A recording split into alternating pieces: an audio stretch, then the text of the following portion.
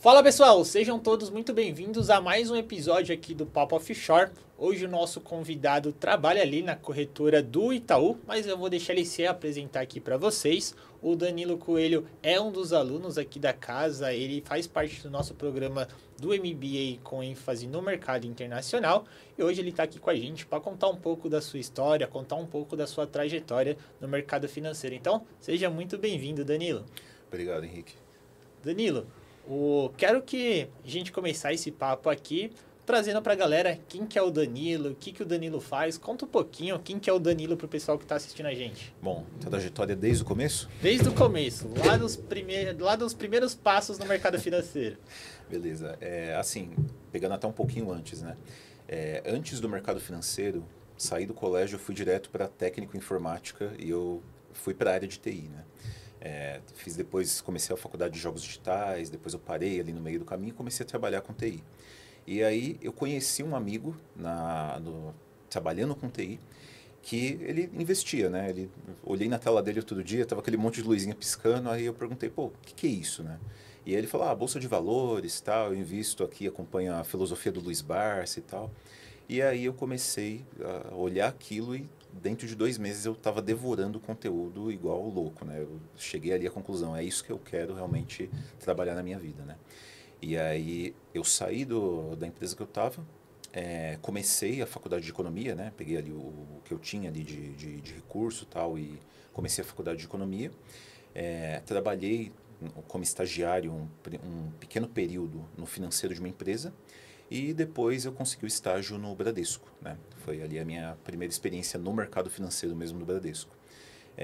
Comecei como estagiário de investimentos na PGP, na plataforma de assessoria do Bradesco, né? E dali para frente, assim, foi o caminho, né? Tirar o CEA, começar atendendo primeiro os gerentes, depois atendendo clientes direto, né? Nos segmentos ali exclusive, depois Prime. E aí depois de um certo tempo no Bradesco, se eu não me engano uns 2 anos aproximadamente, eu saí de lá, fui para Monte Bravo como agente autônomo, né? Vinculado na Monte Bravo. Passei aproximadamente 7 meses lá na Monte Bravo e depois eu fui para o C6, né? Eles estavam iniciando ainda o processo da construção da assessoria de investimento deles. E aí eu fui um dos que entrou ali no começo da assessoria, né? A ideia de montar carteira, atrair os clientes ali para a parte da nossa assessoria. E eu também cuidava, cada equipe tinha uma pessoa que cuidava da parte de corretora. Como eu tinha a PQO já nessa época, que eu tirei no Bradesco, além do CEA, eu fiquei responsável pela parte de corretora e ficava ali infernizando, querendo fazer operação estruturada, fazer algumas coisas mais voltadas para a renda variável, né? Depois do C6 foi quando eu entrei no Itaú, né? Que estou até hoje, como trader em um dos escritórios. E assim, seguindo ainda na mesma parte, eu ficava infernizando ali vamos fazer a parte estruturada, vamos fazer operação estruturada, derivativos e tudo mais, né? Porque é uma parte que eu sempre gostei, desde quando eu estava no Bradesco. E aí, meu escritório foi um dos pilotos de operação estruturada, depois ele foi piloto da operação estruturada Flex, né? As operações flexíveis. E aí, na sequência, eu fui para a mesa de derivativos, né? Aprendi bastante lá, fui ponto focal tanto do Rio de Janeiro quanto do Sul, depois aqui de São Paulo também. E depois voltei como trader para o escritório, né? Eu me dava muito melhor ali falando com o cliente, lidando diretamente no dia a dia com o cliente, com os especialistas. E aí hoje eu estou como trader, onde eu me encontro melhor, né? Lá dentro do Itaú. Legal, legal. Parabéns, Danilo. Tem muitas perguntas aqui que eu quero fazer, mas eu quero voltar até um pouquinho ali no seu começo, desde do início no Bradesco, para falar um pouquinho sobre o seu crescimento. Mas antes eu queria que você comentasse um pouquinho qual que é o papel do trader. O que faz um trader do banco? Porque quando boa parte do público que está acompanhando a gente provavelmente está num momento ali de transição de carreira. Quando a gente fala de mercado financeiro, geralmente vem muitas vagas comerciais. Só que tem alunos ali, ou pessoas que ela não quer a comercial, ela quer uma vaga mais ali de bastidores atrás, que não tem tanto. E só que às vezes ela não sabe quais são esses caminhos, quais são os tipos de vagas, ou até mesmo o que eu posso fazer dentro de uma instituição financeira ali, atuando dentro de produtos que eu gosto muito, só que eu não queria talvez algo tão comercial.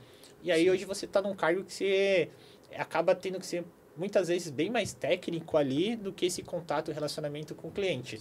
Só que muita gente, por incrível que pareça, não sabe qual que é a função de um trader ou até que tem essa área e existe. Eu queria que você comentasse qual que é a função de um trader num banco, o que, que vocês fazem, qual que é a rotina de vocês, obviamente ali dentro de coisas rotineiras que a gente pode trazer aqui para a galera. Claro. A posição de um trader, ela é uma mescla entre uma posição mais técnica e uma posição mais comercial, né? Então, o trader ele fala com o cliente também, faz operações ali direto com os clientes, mas ele também apoia o escritório ali em todo tipo de operação relacionada à corretora, né? Os traders são especificamente para a parte de corretora. Na posição de trader, eu não tenho uma carteira de investimentos, como os especialistas, assessores. A minha carteira é basicamente o escritório inteiro e todos os clientes dos especialistas dentro do escritório. Se o cliente ele precisa de algo relacionado à parte de corretora, mas ele quer um atendimento mais próximo, alguém que vai ter um contato mais constante com ele, existem os operadores da mesa assessoria, que aí é um atendimento mais específico para o cliente que quer aquele contato. Eu quero alguém para me indicar, compra Petro, vende Vale, vamos fazer um long and short, vamos fazer isso, alguma coisa assim. O trader não, ele vai fazer algumas operações mais pontuais. Se precisar entrar em contato com o cliente, nós temos um contato frequente, né? Mas eu não consigo dar aquela atenção muito específica para um único cliente porque eu tenho a demanda de todos os outros simultaneamente, né? Então acaba pesando. E é uma posição realmente mais técnica, você tem que entender muito bem ali como funciona negociação de renda fixa, negociação de renda variável, tem que estar pronto ali para, se tiver uma dúvida específica de como o cliente pode montar um termo, um long and short, operar futuro, montar uma operação estruturada, cotar especificamente uma operação estruturada, fazer diretagem, por exemplo, de renda fixa, tudo isso são pontos mais técnicos que o trader tem que saber como fazer, saber como conduzir ali, como faz. Claro que não precisa entrar no nível muito aprofundado disso, mas, por exemplo, saber cálculo de PU, saber como que ele vai buscar isso ali para fazer operações de renda fixa e tudo mais. Então, é uma operação que realmente, é uma posição que realmente demanda um conhecimento operacional maior e um conhecimento técnico maior. Não só a parte do relacionamento, porque isso fica muito mais na mão do especialista. Legal, legal. Bacana trazer essa visão para a galera. Mas vamos voltar lá no comecinho. Você começou como estagiário ali no Bradesco. Isso. E você falou que você tirou o CEA. Como é que foi essa questão de buscar certificações? Você foi direto para o CEA? Você comentou da PICAL também. Como que foi esse movimento? Porque quando a gente olha, por exemplo, para um cargo do estagiário, por exemplo, é um cargo mais júnior ali. Muitas atividades você faz operacional ali, você não tem aquele contato com o cliente.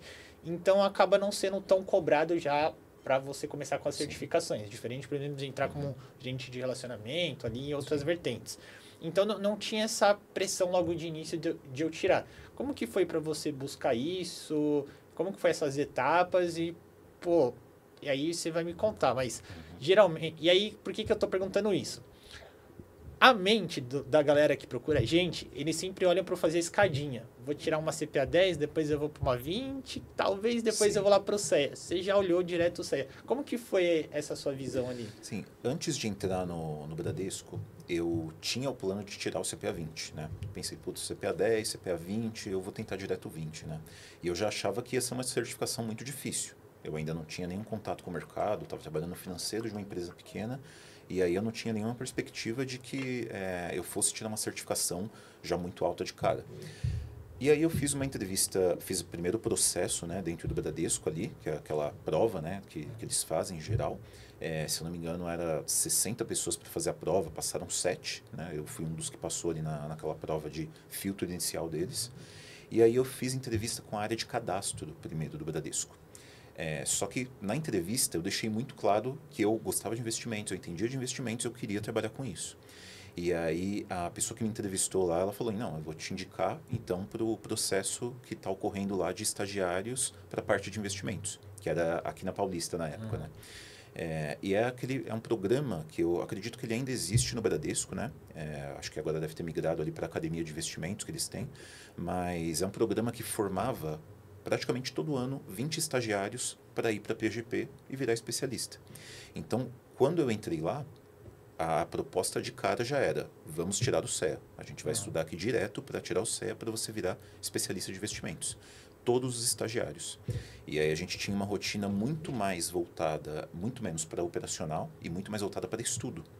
Então, a nossa rotina era fazer briefing de mercado, estudar ali como que fechou o mercado no dia anterior, como que foi a Ásia, como que foi a Europa, Estados Unidos e Brasil, bolsa, câmbio e juros. E aí cada um ficava responsável por essa parte. E assim, a gente tinha que aprofundar para entender no mínimo detalhe como cada coisa funcionava, né? Eu lembro que em uma dessas situações eu fiquei responsável por Estados Unidos e nos Estados Unidos a gente falava também da parte de petróleo. Ah, o WTI fechou em tanto, o Brent fechou em tanto. E aí o meu gestor na época, ele me perguntou, o que é o WTI? E eu não sabia responder. Fui pesquisar depois, na próxima vez que eu fiquei com os Estados Unidos, o que é o WTI novamente? Aí eu, não, o WTI significa West Texas Intermediate, ele é extraído no Golfo do México, é negociado ali através do Texas para a Bolsa de Nova York, ele é diferente do Brent porque tem uma concentração menor de enxofre, então a gente tinha que entrar no mínimo detalhe para realmente entender do que a gente está falando. Porque o treinamento era para você virar especialista. Então, se o cliente pergunta isso para você, você tem que saber do que está falando. E não só jogar ali a informação, por exemplo, ao vento, né? Só porque é muito falado no mercado. E a gente também tinha algumas divisões em grupos, onde cada grupo ficava responsável por uma parte. E o meu grupo ficou responsável pela parte de renda variável, e eu e outro estagiário, especificamente, ficamos com a parte de derivativos. Eu não entendia nada. E ali foi a ferro e fogo, vou aprender como é que funciona esse mercado. Tanto que virou a minha especialização no mercado, essa parte. E aí, depois que nós tirávamos a certificação, nós íamos para a PGP, iniciar ali, primeiro na mesa de gerentes, atendendo os gerentes e não clientes diretamente. E aí, depois que você é efetivado, todo aquele processo, né? Aí você começa a atender os clientes direto, né? Na parte receptiva, o que seria hoje o equivalente do Itaú ao on-demand, basicamente, né? E aí, depois dessa parte de atendimento, vai evoluindo ali dentro, né? Da PGP. Legal, legal. E o que te chamou a atenção nessa parte de derivativos? Porque lá no começo, o que te despertou interesse em trabalhar no mercado financeiro foi as ações ali, de ver o seu colega ali operando, vendo, e falou, não, eu quero trabalhar com isso. Você mudou de carreira, saiu da parte ali mais tech, vamos dizer assim, para o mercado financeiro. Só que você operava também a renda variável ali e, pô, chegou ali numa parte de derivativos, tudo novo. Só que tá até hoje ali, seguiu nesse nicho. O que mais te atraiu ali, te chamou a atenção? Por que você gosta tanto dessa parte de derivativos? Cara, inicialmente, eu tinha muita dificuldade para entender derivativos.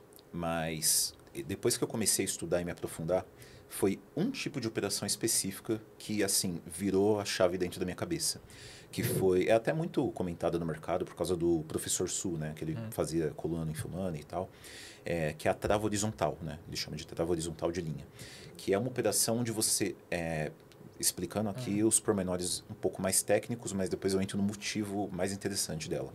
Você compra um derivativo, uma call mais longa, e você vende um derivativo mais curto. A ideia é, por exemplo, eu compro um de 60 dias e eu vendo um de 30 dias. A ideia ali é que aquele derivativo de 30 dias ele vai morrer, né? Ele vai chegar a expirar ao vencimento antes do de 60 dias. Então, meio que você está fazendo uma arbitragem de tempo. E quando eu vi isso, eu entendi que eu estava meio que conseguindo fazer arbitragem com a passagem do tempo. Eu pensei, cara, isso daqui é um absurdo. O que mais eu consigo fazer com isso, né? E aí eu aprendi, tem operações que você consegue arbitrar volatilidade, arbitrar a diferença de preço, taxa de juros. Então, assim, eu comecei a olhar derivativos e pensar, cara, dá para operar o mercado inteiro com isso aqui, né? Sabendo utilizar a ferramenta, a operação certa, você consegue arbitrar praticamente o mercado inteiro. E aí, conforme eu fui me aprofundando mais, entendendo ali como é que funciona, a precificação de derivativos, né? Fórmula de Black-Scholes e outras fórmulas, né? Que existem no mercado, eu comecei a entender também como funcionava melhor precificação de renda fixa, precificação de renda variável pura, né? Somente a ação. Então, é uma coisa que meio que abriu minha cabeça para o resto do mercado como um todo na parte técnica. Eu comecei a entender muito melhor o mercado a partir do estudo de derivativos. Caramba, legal. Curioso, né? Eu não sei se... Deve ser assim também, mas às vezes eu tô pesquisando alguma coisa, aí vem alguma coisa assim também, tipo, que eu nunca vi, bem diferente. eu não me inquieto até ir no detalhe do detalhe. Eu falo, nossa, imagine se tiver, deve ter mais coisas assim. E se eu for um pouco mais a fundo? Às vezes eu entro numas coisas assim. E aproveitando esse gancho, pelo bate-papo que a gente está tendo aqui, tirando o que eu já conheço do Danilo, mas pela conversa dá para ver que você é muito focado e quando você pega algum tema assim que te chama atenção, você devora tudo até aprender e fuça. Sim. Você tem essa veia muito forte na educação de estudar sempre a mais para se especializar naquele assunto ou entender. Como que você se organiza nessa parte educacional para você estudar? Porque a gente está falando de uma época ali, e ainda mais nesse nicho de parte de trader, derivativos, por exemplo, dessas operações, que não tem tanto conteúdo assim disponível para a gente se especializar no nível de tecnicidade que você foi desenvolvendo ali com seus estudos. Como que é a sua rotina de estudo? Tem alguma técnica que você utiliza? Como que você se alimenta disso? Que eu acho isso... Eu já te conheço, mas trazendo pelo gancho aqui da conversa, a gente consegue notar que você tem uma dedicação muito forte e quando você pega algo para entender, você não é só, entendi, você quer ir destrinchar mais e ir a fundo. Só que para chegar nesse nível, tem que ser uma pessoa que gosta muito de estudar, de ler, de buscar informação. E eu sei que geralmente quem gosta muito de fazer isso tem ali algumas técnicas pessoais de estudar, tem... Não é técnica, mas tem algumas coisinhas que você gosta de fazer que é só daquela pessoa assim, né? Sim, eu não tinha, assim, buscando até bem mais atrás, eu era sempre o pior aluno da sala. Caramba. Sempre, assim, tirava sempre nota baixa, não prestava atenção. Mas quando tinha algum tema que eu gostava, alguma matéria que eu gostava, eu focava muito naquilo e eu tirava uma nota muito boa. Lembro a primeira vez que eu tirei uma nota assim muito alta no colégio foi em inglês. Eu tinha passado um período de férias, né? Tinha PlayStation 1, tinha acabado de sair aquele joguinho do Harry Potter e a Pedra Filosofal. E eu queria jogar o jogo, porque eu gostava muito. Só que estava tudo em inglês e eu não entendia nada. Eu passei as férias inteiras com o dicionário, aquele Michaelis do lado, né? Aquele tijolo de dicionário, e cada parte que parava eu ia lá, tal, entendia o contexto do que estava sendo falado e aos poucos eu fui melhorando. A primeira prova que eu fiz de inglês depois disso, eu tirei 9,6 e eu sempre ia mal assim na matéria. Então, é muito assim de realmente gostar do que você está estudando. E quando eu entrei em derivativos, no começo eu não curtia. Tive que aprender ali o início, muito mais pela necessidade ali que meu grupo era responsável, eu tinha que montar uma apresentação a respeito.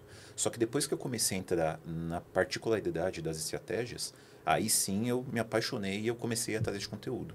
E aí até buscando o gancho do inglês, me ajudou muito, porque realmente não tem tanto conteúdo aqui no Brasil, né? Tem poucos influencers que falam assim mais aprofundado de derivativos, mas o grosso do conteúdo tá em inglês, tá lá fora.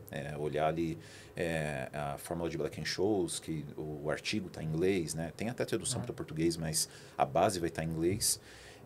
Tem diversos sites lá fora que ensinam muito bem, canais no YouTube que falam, porque isso já é um assunto muito mais comum lá, né? Se você pega, sei lá, empresas brasileiras, poucas empresas ali, 10 empresas vão ter uma liquidez alta em derivativos. Se você olhar para o mercado americano, as 500 maiores empresas têm liquidez altíssima em derivativos. E além delas, outras mais também têm. Então, é muito mais fácil olhar esse mercado lá fora. Você começa a olhar estratégias que nem são possíveis montar aqui. Que aí seria a estratégia que você precisa de uma liquidez maior para derivativos longos. E isso existe lá fora, não existe aqui. Então, ler bastante inglês. O inglês é o que mais me ajudou ali nessa parte ali de estudos. E quando, assim, é que eu gosto muito de ficar acompanhando o mercado quase que 24 horas por dia. Minha esposa já está saturada de ouvir eu falar de mercado. Mas eu vivo acompanhando o mercado assim o tempo todo, né? Então, quando eu pego algum tema novo, eu acabo me aprofundando ali porque eu penso, putz, não é possível que existe alguma coisa no mercado, eu ainda não sei, eu preciso saber, eu preciso entender como é que funciona, tal. E uma coisa que eu faço, que me ajuda bastante, é fazer paralelo com outras coisas que eu já entendo. Então, por exemplo, se eu vou entender como é que funciona uma debenture que tem opção de conversão em ações, né? O paralelo que eu faço é tentar buscar o que seria isso mais próximo de algo que eu já conheço. É basicamente uma debenture com uma call embutida. Então, eu sei que uma parte dela vai ser precificada como derivativo, outra dela vai ser precificada como renda fixa. E aí eu consigo traçar esse paralelo e tentar conectar as duas coisas, né? Então, o conhecimento vai te ajudando a você construir mais conhecimento futuramente. Legal, legal. Bem diferente, curioso. E voltando ali para sua trajetória, você sai do modelo que é o Bradesco, banco mais tradicional, e aí você vai para o modelo de assessoria que é totalmente diferente. E depois você vai para um banco digital e depois volta para um banco com um modelo mais tradicional.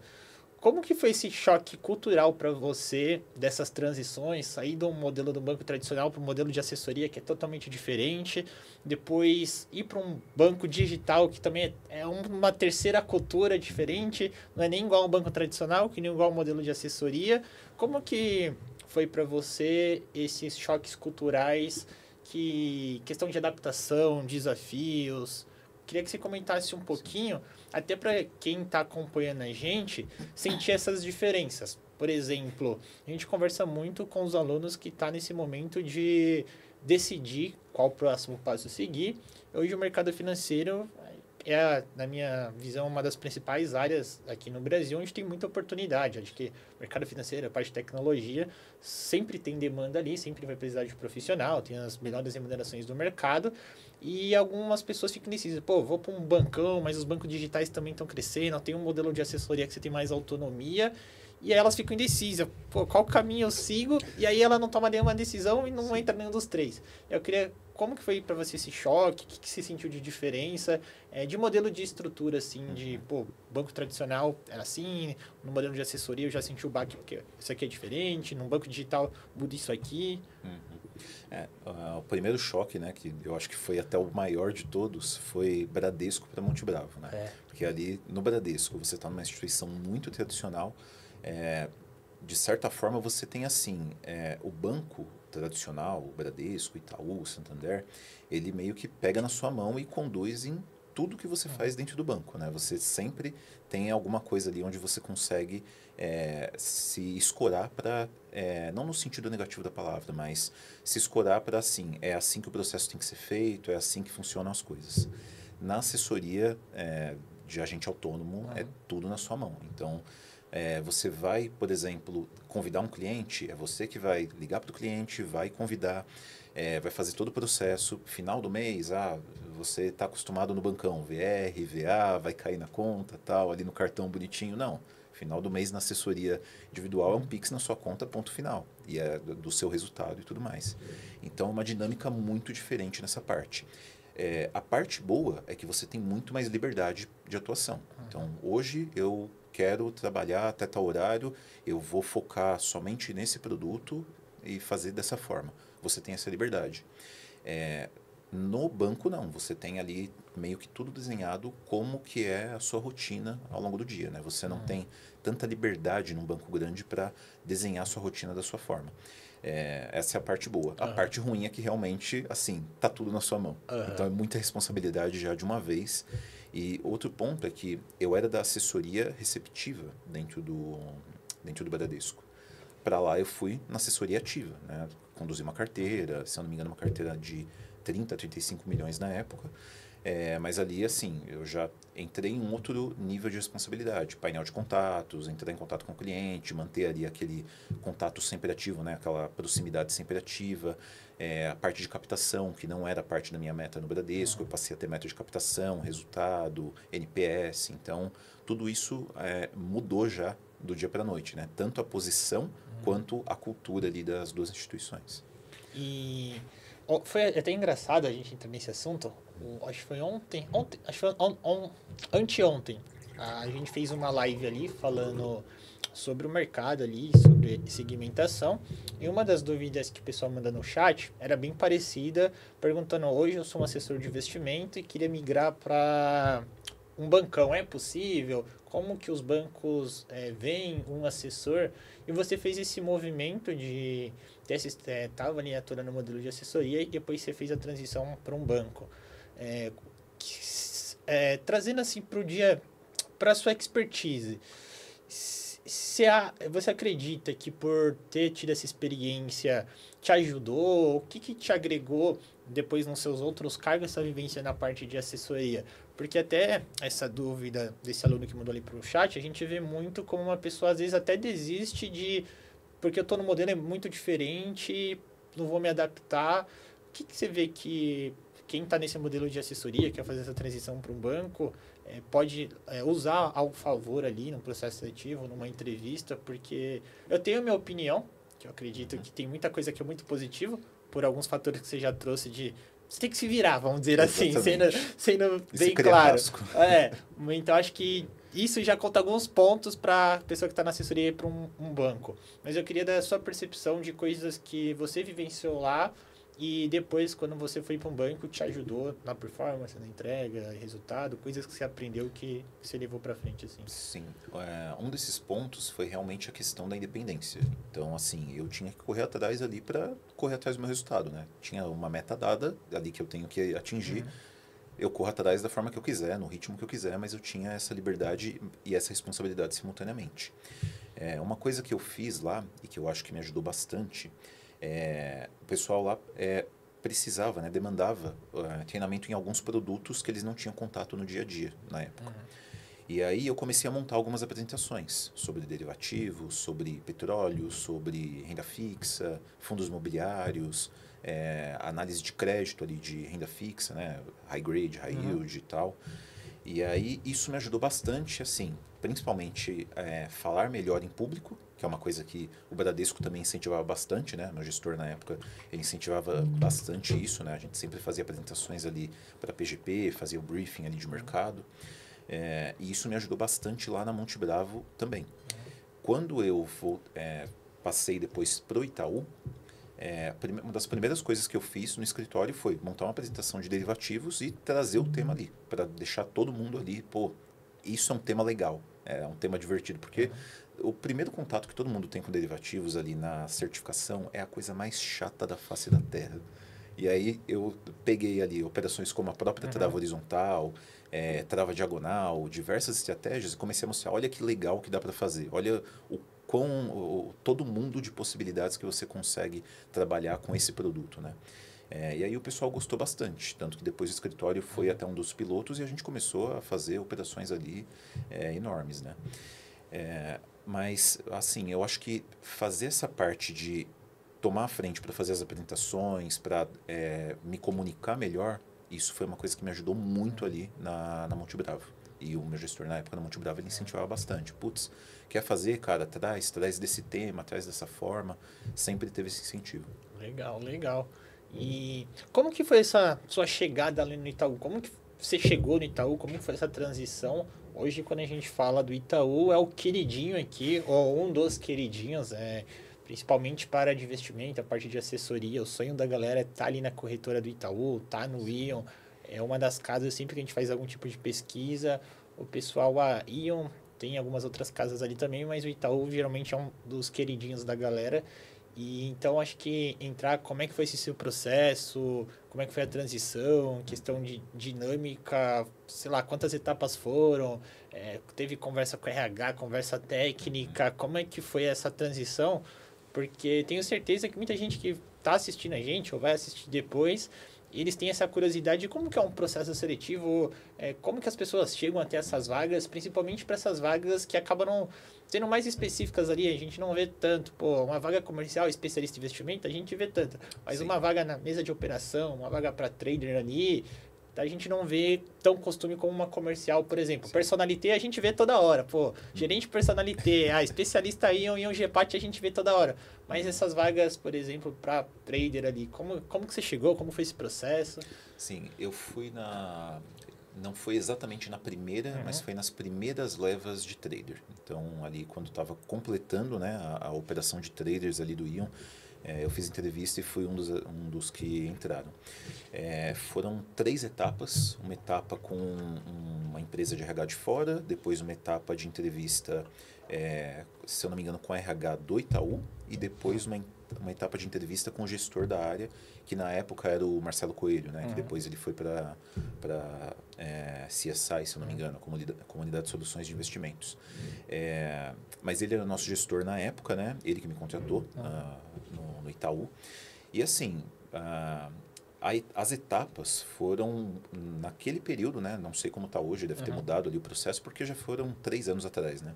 Mas foi uma etapa ali falando uma parte sobre mercado, falando ali sobre uma parte mais técnica, sobre produtos, como funciona renda variável, como funciona a renda fixa, porque é uma coisa que o trader vai ver no dia a dia, são esses dois produtos com muita frequência. Então, tinha um peso um pouquinho maior ali de falar a respeito desses produtos. E aí, depois eu fui selecionado, cheguei no escritório, né? Era um escritório que estava com um trader cuidando dos 2 escritórios. Eu fiquei com um deles, o trader que estava lá na época foi para o outro escritório. E aí eu passei a partir dali a ficar responsável por toda essa parte, né? Assim, esse outro trader, ele está no Itaú até hoje, né? O Lucas. Ele me ajudou muito com toda a parte operacional da corretora, porque ele entendia muito do operacional. Então, assim, eu não entendia como funcionava o operacional do Itaú, especificamente, da Itaú Corretora. E eu fui aprendendo ali com ele. Eu entendia mais de mercado, mas muito menos ali de como funcionavam as operações dentro do Itaú. E aí foi também outra mudança de cultura, porque eu tinha passado por assessoria como agente autônomo, depois uma fintech, né, que foi o C6, e aí eu voltei para um banco mais tradicional. Eu esperava uma coisa muito mais engessada, mas o Itaú não. Ele tem realmente aquela dinâmica, quase que uma fintech dentro do Ion, né? A dinâmica ali é muito assim, traga a ideia, vamos testar, vamos falar a respeito, sempre está tendo discussão ali de novas ideias que a gente consegue implementar, né? E foi dessa forma ali com derivativos. Da mesma forma foram acelerando assim os outros produtos de uma forma absurda. Então, a cada mês tinha uma novidade sobre oferta pública, sobre crédito privado, sobre renda variável. Então, era uma curva ascendente muito grande assim de novidade chegando o tempo todo. Legal, E até legal. hoje ainda é assim, né? Não, bacana. Então, ó, a gente passou... Era tecnologia, depois despertou interesse no mercado de ações e bolsa, caiu no universo de derivativos e hoje você está olhando um pouquinho também para o lado internacional. Sim. Como que foi essa visão de começar a olhar para esse lado e buscar o que te despertou o start assim de falar, caramba, tem um internacional aqui. Hoje, quando a gente conversa até com o próprio pessoal que está lá no Itaú, a gente vê internamente o pessoal também buscando muito conhecimento para se especializar nessa parte de offshore. A gente traz muito aqui na escola que hoje o internacional, independente da área que a pessoa tá, seja o assessor, seja o especialista, ou até a pessoa que está no atacado, entender de offshore, entender dos produtos, até do cenário lá fora. Ontem saiu uma notícia, quase não fez barulho no mercado, já virou o mínimo do mínimo básico que todo profissional do mercado financeiro tem que acompanhar. Mas o que te deu esse estralo lá que fez você olhar para essa parte? Cara, o estralo foi assim. Antes da pandemia, final de 2019, eu estava conversando com o pessoal, estava no Bradesco na época, né? Estava ali conversando com eles a respeito de fundos, qual fundo que estava performando melhor, sobre ações no longo prazo e tal. Até que um amigo meu, né, que hoje também está no Itaú, ele chegou para mim e falou, pô, legal, mas tudo isso aí não bate a S&P 500. Eu já tinha visto S&P 500, mas eu pensava, ok, teve um período ali que a Bolsa Brasileira foi melhor do que a S&P 500, que foi no período do boom das commodities, mas aí depois eu peguei, joguei no gráfico, né, na época, a gente tinha ferramenta lá para fazer comparativo, joguei no gráfico o S&P 500 contra Ibovespa, contra fundo tal, X, contra fundo Y, contra fundo Z, contra todos os fundos. Nenhum deles realmente superava. Eu comecei, não, peraí, eu quero entender como que isso daqui tem um retorno maior. E o inglês realmente me ajudou muito nessa parte. Eu fui pesquisar composição do S&P, né? Não me aprofundava tanto em mercado internacional naquela época. Comecei a pesquisar como funciona a composição do S&P, como funciona ali o mercado americano. Comecei a entender ali, principalmente aquele relatório da S&P 500, o SPIVA, né? Que ele faz índices versus assets e que tem aquele resultado onde a maior parte dos gestores não consegue bater o índice passivo no longo prazo, o índice de ações americano. A mesma coisa ocorre aqui no Brasil, né? Boa parte dos gestores também não consegue bater, só que a gente tem um pouco mais de eficiência nos gestores brasileiros, né? Lá realmente, assim, 90% dos gestores não conseguem superar o S&P num prazo de 10 a 15 anos. E aí eu comecei a ver que isso era muito mais pela questão da economia, né? A economia americana é a economia mais potente do mundo há muito tempo, né? O investidor, quando ele olha, por exemplo, para o mercado onde ele vai levar um recurso dele de longo prazo, o primeiro mercado que ele vai olhar é o mercado americano. Querendo ou não, é a democracia mais antiga que existe. Então, ele tem um nível de segurança jurídica que funciona muito bem lá até hoje. E aí eu comecei a pesquisar a respeito disso, entender ali como que funciona realmente Estados Unidos como um todo, né? Vi ali, assim, o que dá segurança para o investidor de olhar para lá e colocar o capital dele, por exemplo, no McDonald's, saber que ele vai poder dormir tranquilo pelos próximos, talvez, 20, 30 anos, se o McDonald's não quebrar, mas ele não vai ter uma dor de cabeça jurídica com isso, é porque existem precedentes jurídicos de 1790 que ainda são válidos até hoje. Então, é assim, é um nível de segurança que nenhum outro país tem, né? Em questão de normas institucionais no país. E aí eu comecei a olhar o mercado americano, vi também, assim, o mundo inteiro olha para lá. Você consegue negociar ações globais lá através de ADRs, por exemplo. Você consegue negociar ações brasileiras, da Argentina, da Colômbia, de outros países da Ásia, da Europa. Você consegue olhar para o mundo inteiro através do mercado americano.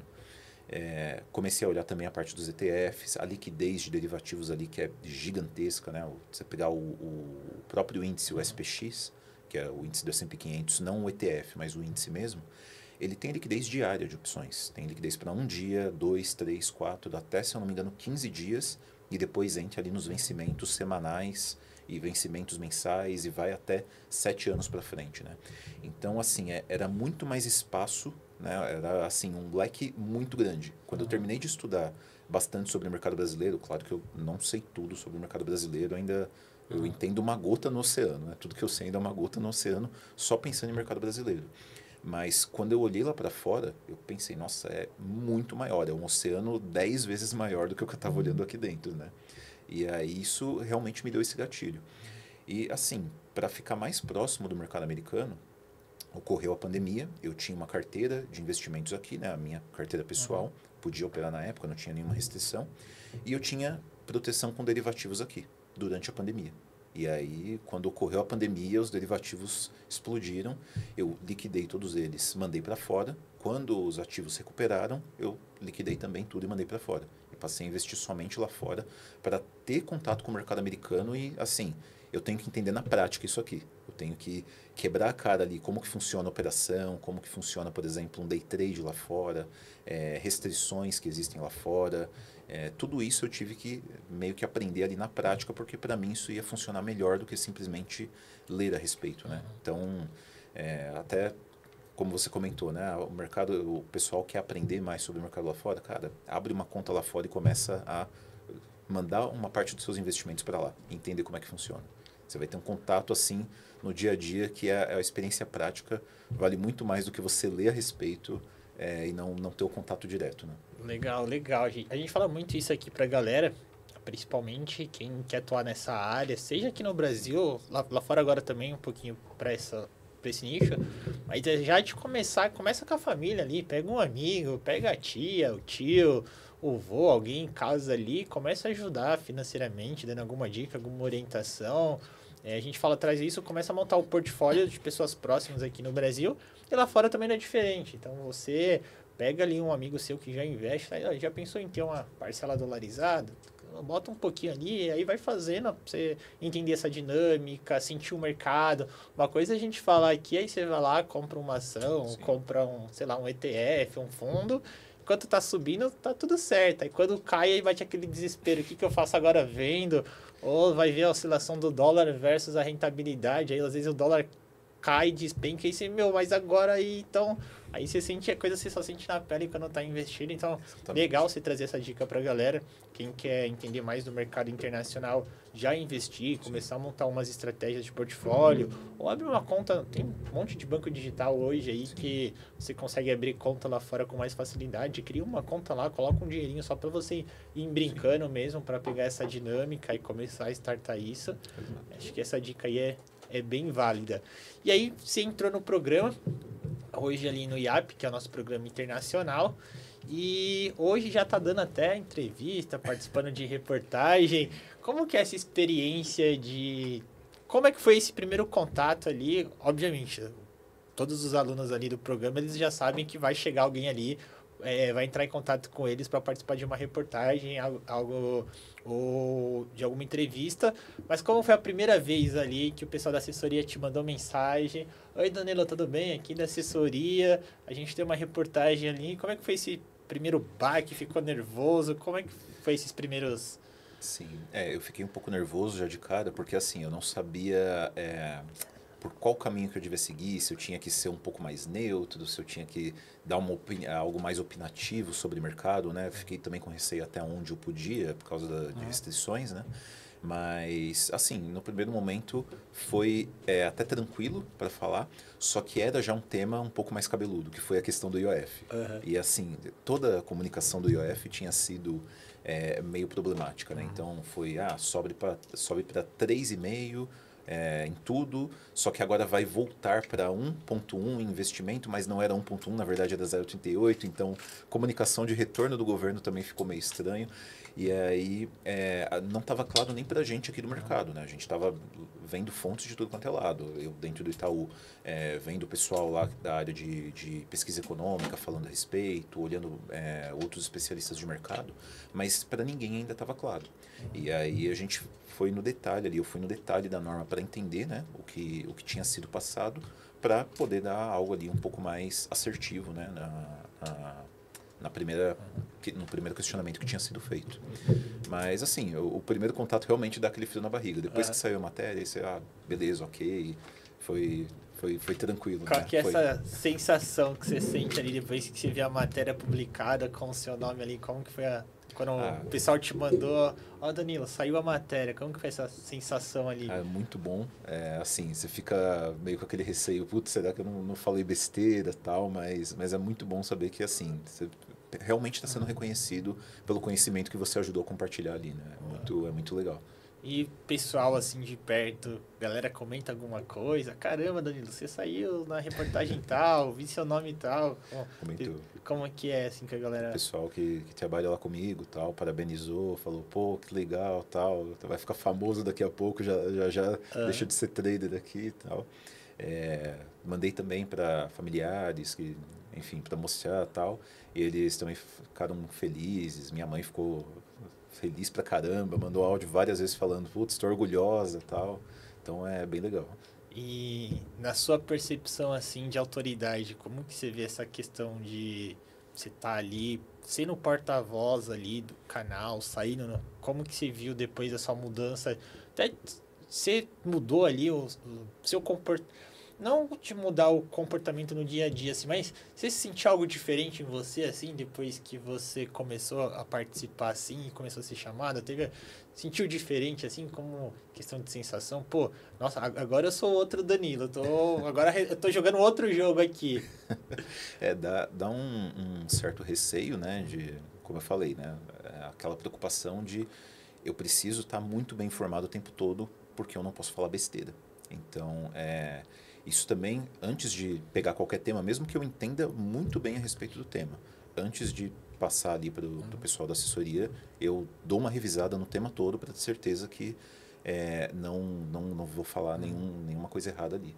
Então, isso colocou um peso extra ali de, putz, tudo que eu sei, é sempre bom eu estar, renovando esse conhecimento para não cometer erros, né? Então, isso meio que mudou um pouco para mim também. Legal, legal.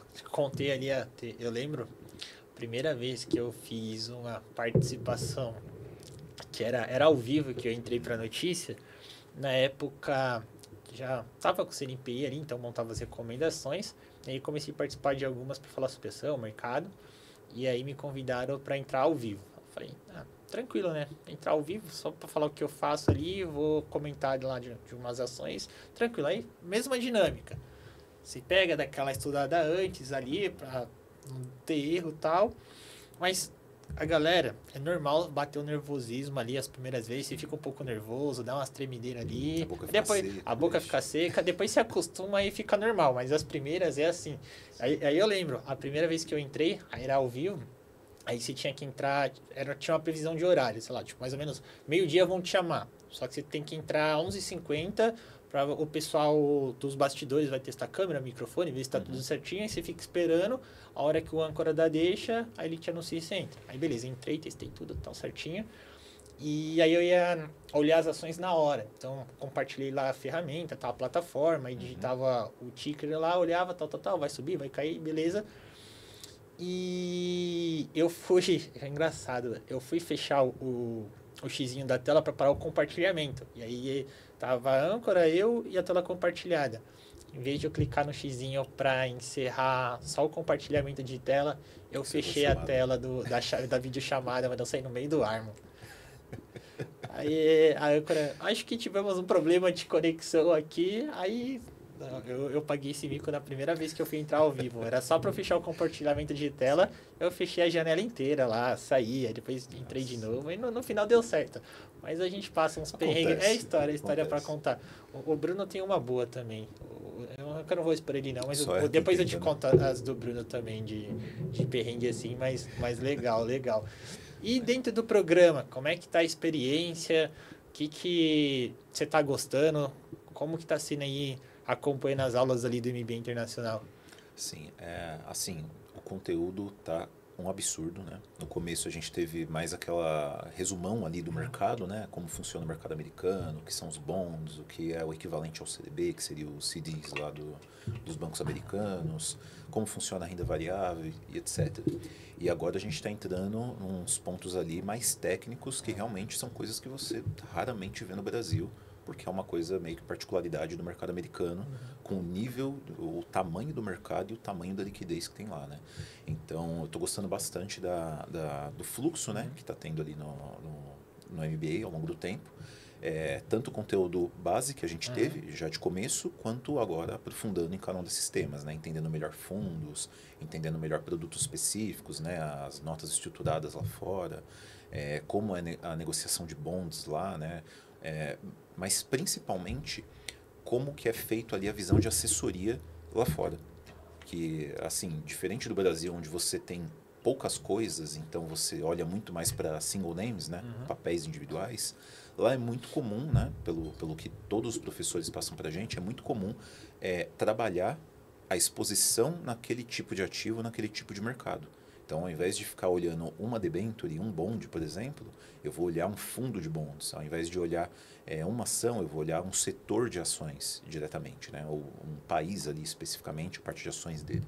Então, é uma coisa mais específica do mercado americano que a gente não vê muito comumente aqui no nosso dia a dia no Brasil, mas é muito mais comum lá fora. E aí essa diferença de dinâmica de como é levado ali a montagem de carteira para o cliente está sendo assim o maior diferencial ali que eu estou vendo de como olhar para o cliente quando vai levar ele lá para fora. Legal. E mudou muito ali a sua visão que tinha do internacional pré pro pós ali, depois que você começou a ter esse contato, sua percepção de atendimento de cliente mais, não de relacionamento comercial, mas em questão que você trouxe agora de portfólio. Teve um choque assim, caramba, lá o jogo é bem diferente do que a gente está acostumado no Brasil, por conta de N motivos, a gente sabe que o mercado lá é infinitamente diferente. Sim. Mudou muito? Mudou bastante, né? Aqui no Brasil é muito comum a gente ter assessoria baseado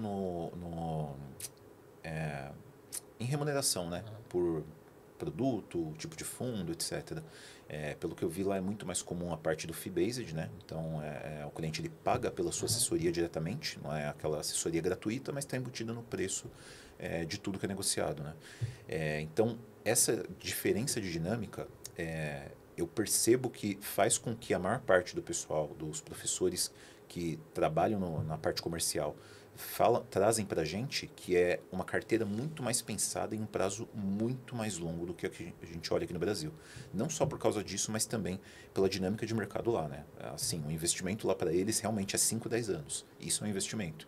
Menos do que isso, eles olham muito como um trade, né? Aqui 5 anos já virou longo prazo para o investidor brasileiro, porque ele olha no outro lado, eu tenho liquidez diária no CDB pagando 15% ao ano. Então, essa diferença de dinâmica é muito grande, né? A gente percebe que lá é uma carteira pensada por um prazo mais longo, enquanto aqui a gente vai pensar numa carteira, muitas vezes por um prazo mais curto, porque a gente tem movimentações mais rápidas aqui em todos os ativos, né? Seja na nossa bolsa, seja na renda fixa, seja no câmbio. Então, tudo isso aqui se move muito mais rápido, enquanto lá é algo mais sólido, uma construção de longo prazo. Legal, legal. E saindo um pouquinho agora dessa parte profissional de carreira, você comentou ali que a esposa em casa às vezes reclama um pouquinho que, pô, respira mercado financeiro praticamente 24 horas por dia. Como que você concilia a vida pessoal com o trabalho? Sobra tempo? O que que o Danilo faz? Extra trabalho? O que que você gosta de fazer? De hobbies? Sobra tempo ainda, né? Tem que arrumar um tempo, senão não existe casamento. Mas assim, tem um tempo ali livre, né? Eu e a minha esposa, a gente está há 2 anos morando junto, né? Mas a gente já tem mais tempo ali juntos. Temos 4 gatos, então parte do hobby também é ter que cuidar dos gatos, né? Ter que acordar de madrugada porque estão fazendo barulho, derrubando coisa. A gente gosta bastante de viajar, principalmente interior, assim, eu adoro viajar para o interior. Eu não sou tanto de praia, barulho e tal, eu prefiro paz e sossego do interior, porque assim, eu já fico do caminho de casa até o caminho do trabalho e na volta e dentro do trabalho, notícia de mercado o tempo todo. Então, o barulho já é o mercado 24 horas na minha cabeça. Então, quando eu vou tirar férias, é sempre assim, pensando num lugar um pouco mais tranquilo, para ter um período ali de relaxamento e desligar um pouco de mercado, né? Assim, é o que eu mais gosto de fazer mesmo, é realmente a questão de viajar quando eu tenho tempo livre, né? Ou então, assim, passar um tempo ir no parque, alguma coisa do tipo, gosto bastante também. Legal, legal, muito bom, Danilo. Danilo, a gente está indo aqui para 1 hora de bate-papo já, quase completando aí o nosso bate-papo aqui. Pra gente, pros finais, queria que você deixasse uma mensagem pro Danilo lá de trás, assim, que estivesse começando hoje, um recado, um conselho, porque o Danilo lá de trás pode estar na mesma fase que muitas pessoas que estão assistindo, acompanhando a gente. Então, um recado, uma mensagem pra galera que tá acompanhando a gente aí. Tá. Se fosse deixar um recado para mim lá no ano passado, provavelmente vai falar, compra Bitcoin. Boa. Estaria milionário hoje. Mas não, um recado para mim lá atrás, eu acho que no começo da carreira de mercado, que não faz tanto tempo assim, né? Eu tenho 7 anos trabalhando no mercado financeiro. Se fosse para o Danilo ali, estava na área de TI, eu daria o recado de vai para o mercado financeiro. É ali que você vai encontrar a sua paixão, né? O seu ethos, né? Mas se fosse para o Danilo ali no começo do mercado financeiro, começou a trabalhar, acabou de entrar no Bradesco, assim, vai mais ainda atrás de conhecimento, não se satisfaz, porque teve um período realmente que eu fiquei, putz, eu acho que eu já aprendi bastante, consigo ficar um pouco mais tranquilo, depois eu retomei e observei, não, eu ainda preciso aprender muito mais, eu ainda não sei absolutamente nada, e eu ainda tenho essa cabeça até hoje que eu ainda não sei absolutamente nada. E aí seria realmente esse recado. Está no começo da carreira, no começo do mercado, cara, vai atrás de conhecimento assim, o mais aprofundado possível. Porque se você está numa área comercial, a própria área comercial vai te ensinar a ser comercial, mas não vai te ensinar a parte técnica. Tem muitas coisas de área técnica que você só vai aprender estando dentro de uma área técnica ou então estudando muito para entender aquilo. E isso é o que mais dá segurança para um especialista de investimentos, para um trader, por exemplo, falar de um produto, né?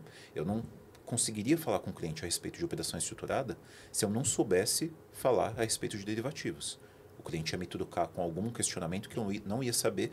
Então, muitos especialistas não têm conforto em falar de diversos temas, falar a respeito de diversos tipos de produtos que existem no mercado, porque não entende a parte técnica dele. Então, assim, vai atrás, vai a fundo, né? Se aprofunda em cada um dos temas e, se possível, traz isso quando você estiver numa conversa. Porque isso também ganha o cliente. Ele sabe que ele está falando com alguém que é especializado naquele tema.